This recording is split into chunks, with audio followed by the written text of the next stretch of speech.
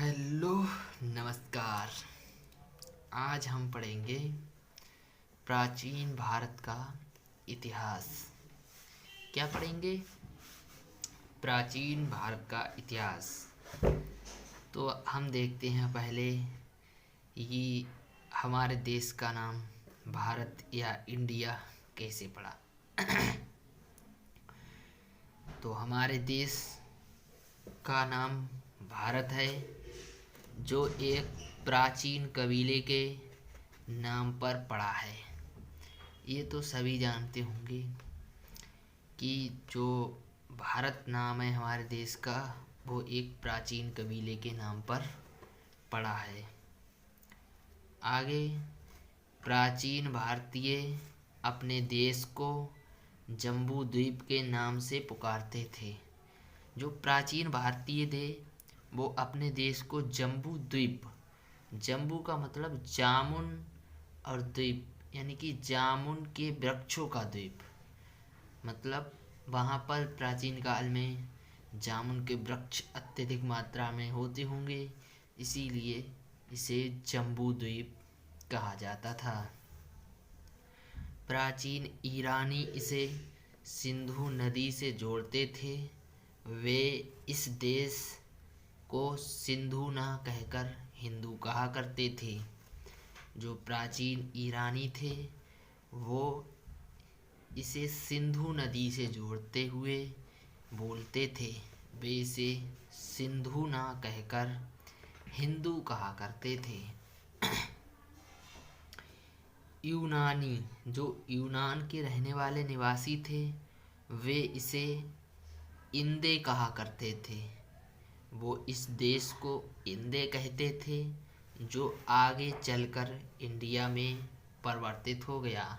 जो यूनान के निवासी यूनानी थे वो इसे इंदे कहा करते थे, जो आगे चलकर इंडिया में परिवर्तित हो गया।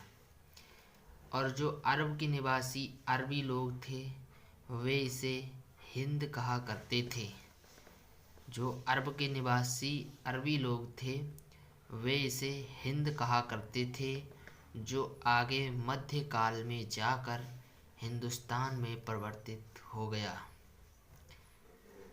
यानी कि हिंद आगे जाकर हिंदुस्तान में परिवर्तित हो गया। और हम देखते हैं भारत की सीमा, यानी कि विंध्य के पर्वत श्रृंखला भारत को दो भागों उत्तर एवं दक्षिण में विभाजित करती है। जो विंध्य की पर्वत श्रृंखला है वो भारत को दो भागों में उत्तर एवं दक्षिण में विभाजित करती है। उत्तर ये अपना भारत है, यहाँ पर इसको यहाँ पर ये विंध्य की पर्वत श्रृंखला होगी।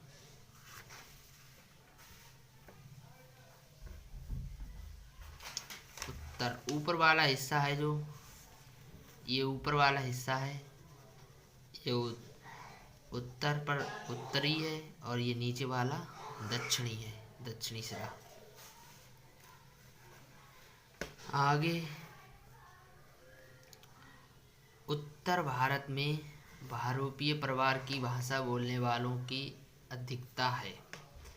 जो उत्तरी भारत है उसमें भारोपीय परिवार की भाषा का प्रयोग अत्यधिक मात्रा में होता है, लेकिन दक्षिण में द्रविड़ परिवार की भाषा बोलने वालों की अधिकता अत्यधिक मात्रा में है। यानी कि उत्तर में भारोपीय परिवार की भाषा बोलने वालों की अधिकता है और दक्षिण में द्रविड़ परिवार की भाषा बोलने वालों की अधिकता है।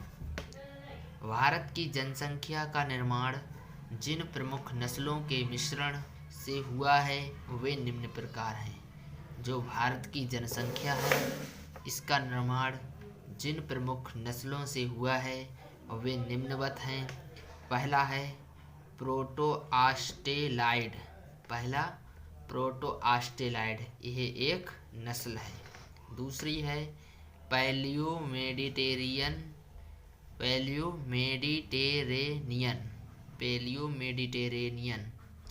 ये इम्पोर्टेंट नहीं है, फिर भी हम पढ़ा रहे हैं क्योंकि ये लूसेंट में दिया हुआ है।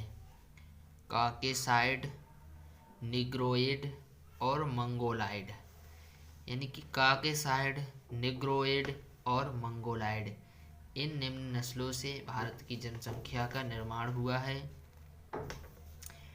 अगला फैक्ट है, भारतीय इतिहास को अध्ययन की सुविधा के लिए 3 भागों में बांटा गया है। भारत के इतिहास को 3 भागों में क्यों बांटा गया है? जिससे अध्ययन में सरलता हो।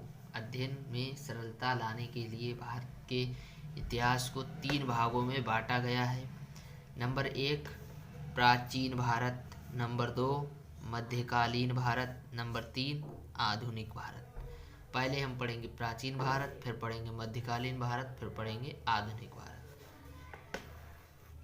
इतिहास को 3 भागों में बांटने का श्रेय जर्मन इतिहासकार क्रिस्टोफ सेलियरस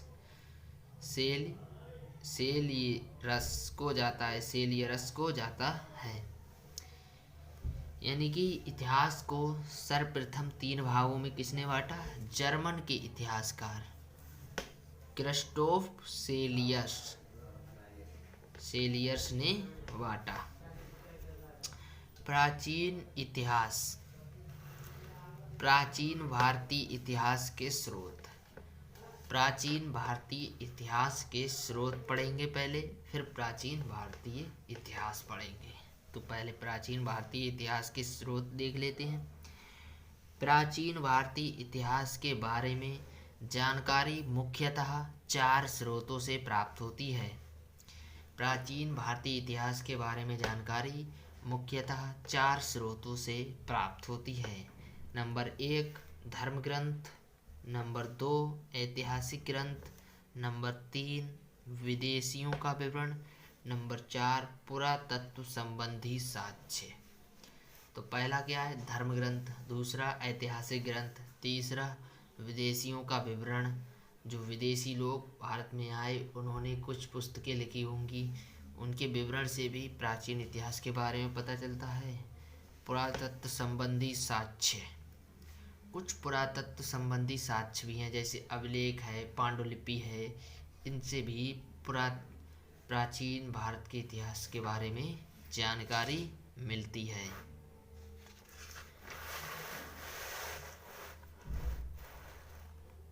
पहला है हमारे लिए, पहला जो धर्म ग्रंथ है वो है वेद। भारत का सर्वाधिक प्राचीन धर्म ग्रंथ वेद है। यानी कि सबसे प्राचीन जो धर्म ग्रंथ है वो है वेद। इसके संकलनकर्ता महर्षि कृष्णद्वैपायन वेद व्यास को माना जाता है। ये इसके रचयिता नहीं है, इसके रचयिता तो ब्रह्मा है, जिनके द्वारा बोले गए वचनों को महर्षि कृष्णद्वैपायन वेद व्यास ने संकलित किया है, जोड़ा है, इसकी रचना नहीं की है उन्होंने। यानी कि इसके संकलनकर्ता कौन है? महर्षि कृष्णद्वैपायन वेद व्यास। और वेद किसका उपदेश देते हैं? वेद वसुध दैव कुटुंबकम का उपदेश देते हैं। वेद किसका उपदेश देते हैं? वसुध वैद कुटुंबकम का उपदेश देते हैं। भारतीय परंपरा वेदों को नित्य तथा अपौरुषेय मानती है। भारतीय परंपरा वेदों को नित्य तथा अपौरुषेय मानती है। वेद 4 हैं और इन 4 वेदों को संहिता कहते हैं। ऋग्वेद, यजुर्वेद, सामवेद, अथर्ववेद, इन चारों वेदों को क्या कहते हैं? संहिता कहते हैं। ऋग्वेद, यजुर्वेद, सामवेद, अथर्ववेद, ये हिंदी में किसकी दृष्टि से? वर्तनी की दृष्टि से भी पूछे जा सकते हैं, क्योंकि यूपी पुलिस की भर्ती में हिंदी आती है 37 नंबर की, तो उसमें ये पूछे जा सकते हैं वर्तनी की दृष्टि से। तो आप इन्हें सही से देखकर लिखें। क्रम वाइज ऋग्वेद, यजुर्वेद, सामवेद, अथर्ववेद। इनके बारे में हम जब वैदिक सभ्यता पढ़ेंगे तब इनके बारे में पढ़ेंगे, लेकिन अभी हम इतनी ही जानकारी पढ़ते हैं। एक बार क्विक रिवाइज मारते हैं वेद के बारे में। वेद सबसे प्राचीन ऐतिहासिक ग्रंथ है, धार्मिक ग्रंथ है। इसके संकलनकर्ता महर्षि कृष्णद्वैपायन वेद व्यास हैं। वेद व्यास नहीं, महर्षि कृष्णद्वैपायन वेद व्यास।